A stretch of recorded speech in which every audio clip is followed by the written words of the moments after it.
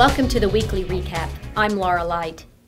Richard James Sullivan of Tuscumbia was taken into custody just 6 hours after the Marys County Sheriff's Department received photos and video of a man backing a vehicle into the Crossroad convenience store near Brinktown on August 16th and attempting to steal the ATM. Sullivan has been charged with second-degree burglary and first-degree property damage. Marys County Sheriff Chris Heitman said Sullivan was identified about 5 minutes after releasing the photos and video on Monday as they were shared on social media.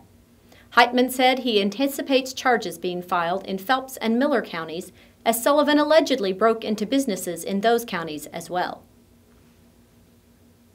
Congressman Jason Smith kicked off his third annual farm tour on August 17th, which included a stop at Rolla's Brandywine Blueberry Farm. During the farm tour, Smith is traveling to each of the 30 counties in Missouri's 8th Congressional District and highlighting the robust role that agriculture and farming play in our area. The first day of his tour included scheduled stops to cattle farms near Stillville and Potosi and a garlic farm near Licking. Smith met with the Country Kids 4-H Club at Lucy Worthen James Elementary in St. James. Rolla's first walk to end Alzheimer's disease will be held Saturday, August 29th.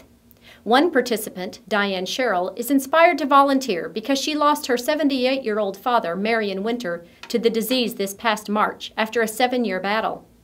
Approximately 5.3 million Americans have been diagnosed with Alzheimer's, a progressive brain disease that causes problems with memory, thinking, and behavior. That number is expected to increase to 7.1 million by 2025. The disease is ultimately fatal and is the 6th leading cause of death in the United States. At this time, there is no known cause or cure for this disease. In honor of the 95th anniversary of women's right to vote, Fort Leonard Wood held a Women's Equality Day observance and luncheon on August 25th at the Pershing Community Center. Missouri Senator Kiki Curls was scheduled to be the guest speaker. August 26th marked the 95th anniversary of the ratification of the 19th Amendment to the U.S. Constitution. According to the National Women's History Project, this courageous political campaign, which spanned 72 years, was carried out by tens of thousands of persistent women and men. Now with more local news, here's Matt Wacker. An Edgar Springs man was killed in a motorcycle crash on August 15th. This marked the third fatal crash involving a motorcycle in Texas County in 7 days. 21-year-old Thomas Black was driving a motorcycle northbound on Highway 63 near Licking when a pickup traveling southbound turned into his path. Black was wearing a helmet. 2 other crashes the week before killed 2 motorcyclists in Texas County. On August 9th, a 22-year-old Beulah man was killed in a crash on State Route 137. Then on August 13th, a 25-year-old Michigan man died in a crash on State Highway 17. A St. Robert man was sentenced to 7 years in prison after pleading guilty to charges of first-degree involuntary manslaughter and endangering the welfare of a child. All of this in connection with the death of his infant son last year.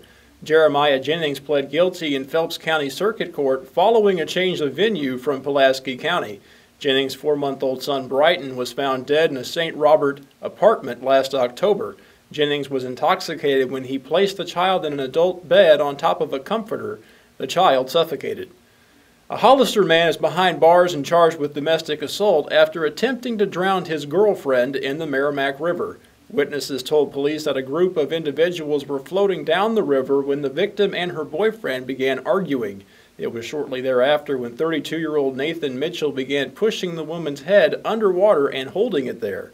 Other floaters in the area pulled the female away and assaulted Mitchell. Mitchell was later located in a motel room with injuries to his eye and face. He was tased by deputies for resisting arrest. His bond has been set at $75,000. An Employer Day will be held at Fort Leonard Wood's Nutter Fieldhouse on September 9th. Employer Day is open to all service members, veterans, family members, and other job seekers. Bring copies of your resume and dress for success. The event begins at 11 a.m. Good luck.